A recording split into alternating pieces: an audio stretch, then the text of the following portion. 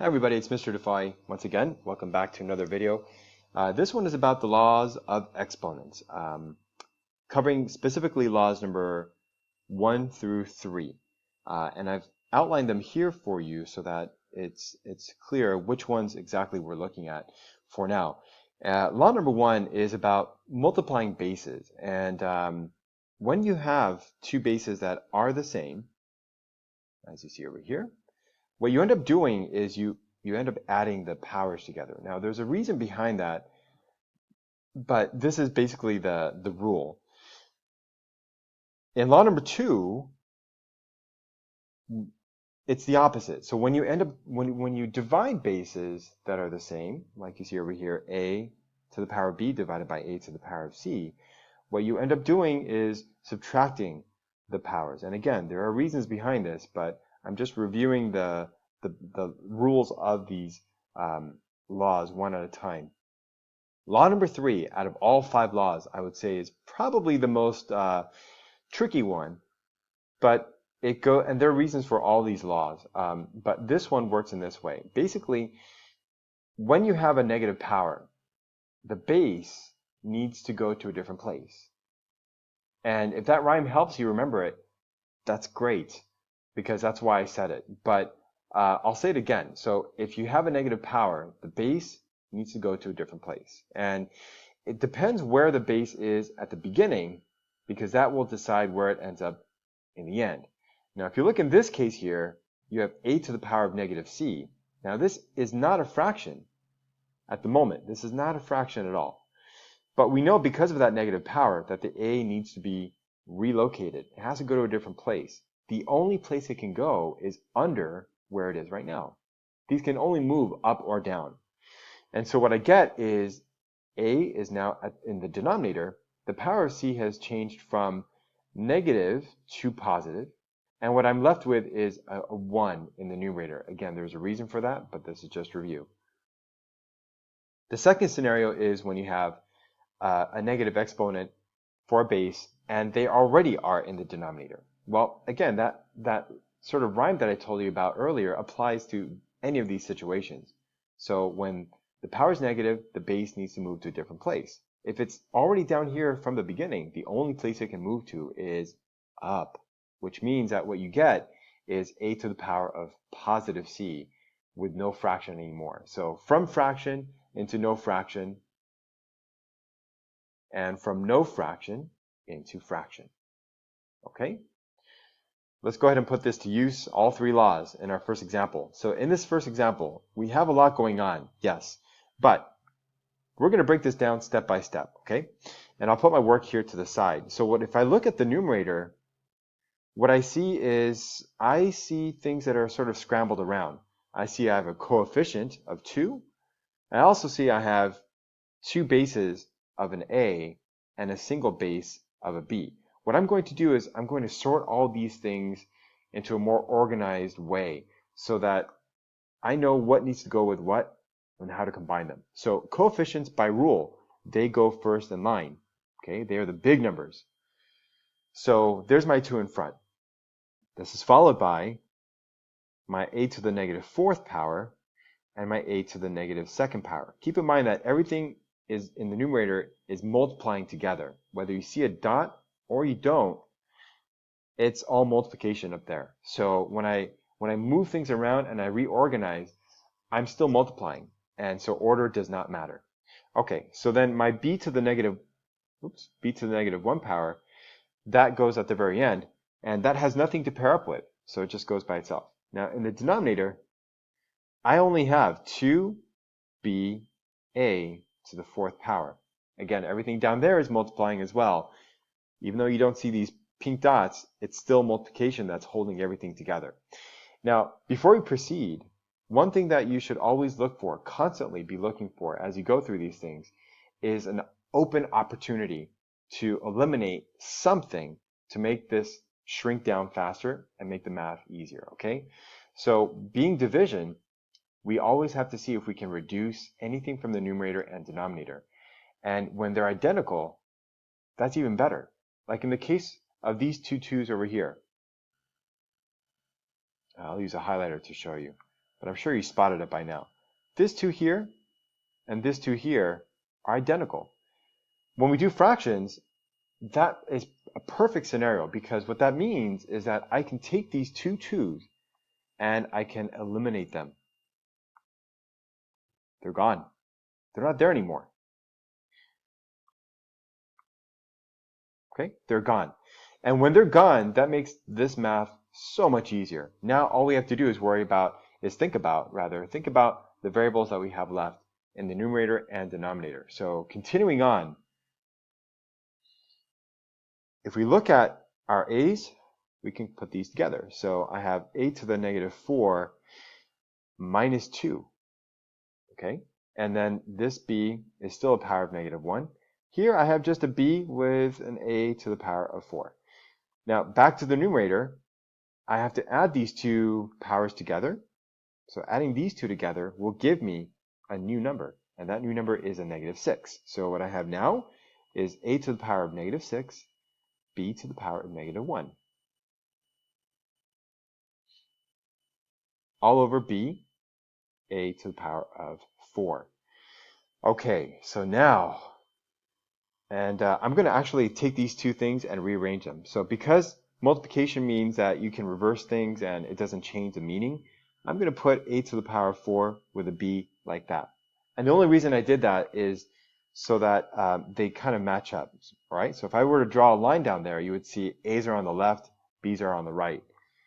Just makes it a little easier when we're doing other things. So this is b. All right, so what we do now is we can do several things, but I'm only going to show you one for the sake of time here.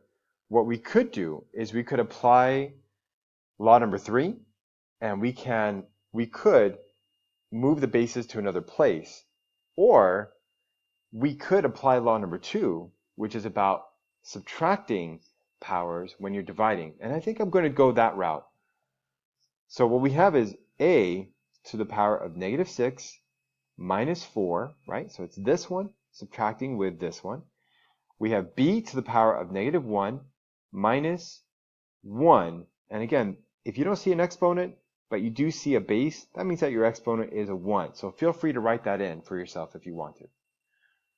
So what I have now is a to the power of negative 10 and b to the power of negative 2. So now we're at a point where we have only law number 3 to think about. Because I have negative powers and I don't want my answer to have a negative power, I have to think about moving these bases to different places. And because my powers are negative, it's telling me to do just that. So the only place that these two bases can go, the a and the b, is beneath where they are right now. In other words, I'm going to go from a no fraction into a fraction. So there's my fraction bar. My a goes down there now, my power becomes positive. My b goes down there now, my power becomes positive. And what it leaves behind is an empty space that cannot stay that way, because no fraction should have an empty space in either the numerator or denominator. So what happens when these move to the bottom is they create an open space for you to put a 1. Okay, not a 0, because if you put a 0 there, the entire answer becomes 0. As you know, 0 divided by anything is 0. And we don't want to wipe these out. We have a 1 there. So this becomes the answer. It's 1 over a to the 10th power, b to the 2nd power. Okay? All right. Let's go on to example 2 and see what this is about. In example 2, we have sort of the same situation where we have a numerator loaded with stuff that is sort of scrambled around, and I'm going to unscramble them and see where it goes from there. So my coefficient, thankfully, is already at the front, so that's good for me. I'll go ahead and transfer that over here, 3. My m's, however, are scrambled. So I have 1 there, and then I have an n right there, and I also have an n right there. So I'm going to pair up my m's, m to the 2nd power, m to, what power is that? A 1. If you don't see it, but you see the base, the power is a 1. So write it in if you need to. And then my n, so n to the negative 1 power, and again, n to the negative 1 power. Okay, this is all over. Now this moves over to n to the negative third power.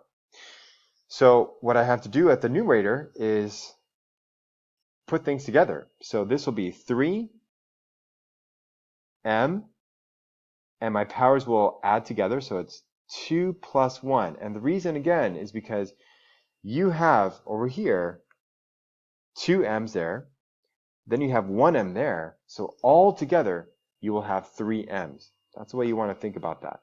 Okay, so that's why I have to add them up. With the n's, it's the same thing. It doesn't matter if the powers are negative, you're still adding those powers together. So it's negative 1 minus 1. In the denominator, I have a 2n with a negative 3, and they're going to stand by and wait for an opportunity to get into action. Okay. Now this 3 and 2, unlike the last example, cannot be simplified. I'm looking at my coefficients here. 3 and 2, they cannot be reduced. So I will leave them as they are. Okay, continuing on. I still have 3. I still have my m, but my m now has a power of 3. And my n now has a power of negative 2. This is 2n to the negative third power. And now I'm at a point where I need to use law number 2. So I have 3 over 2, okay, which will stay the same way. My m has no other m to work with, so it just comes down. So m to the third power. All the work I had to do with it has now been done. My n's, however, I have negative 2 minus a negative 3. Okay, this is law number 2 coming into action here. So it's this power minus this power here. So it's negative 2 minus the negative 3. And as it always happens when you have double negatives, you end up getting a positive, which means that what I will have is 3 over 2 m, and I'm going to put this m up here because it really should belong up there. It never moved from being in the numerator. And then I have n to this would be to the first power. Okay, when you change this to a positive 3, that becomes a power of 1 after combining this negative 2 with the positive 3. Negative 2 plus 3, you get positive 1. And because it's a positive, it ends up staying up there with the 3 and the m. And so this is done. And that's the answer. So what you want to take away from this is, first of all, a couple of things. You want to take away that negative powers mean move the base to another place. Okay? But you have to kind of keep that in mind along with the rules for law 1 and law 2, because they all work together at the same time in questions like examples 1 and 2. They're all working simultaneously. So you want to keep all 3 rules in mind and choose a course of action that will take you directly to the answer in the best possible way. I laid it out in this sort of expanded way, which seems a bit long, but I only did that to show you every little breakdown that I could think of. There are different ways to get to this same answer you see over here. Okay, don't get me wrong, this is not the only way to do it, but this is the way I chose to show you. If you're curious to find other ways, you can always look for other videos, or I can try posting a different video based on the same ideas. Pardon me. But what you want to also keep in mind is when you're doing these kinds of questions, you have to show the work. I know that some of this can be done in your head. A lot of it can be done in your head. But when you show the work, you are exercising the rules that go behind the answer. And that's important. The answer is not the only thing that you're going for here. It's a process, the steps. And that's why it's important to lay it all out and make sure that if you make a mistake and you learn that you do, you can trace your steps backward and try to pinpoint where that might have happened.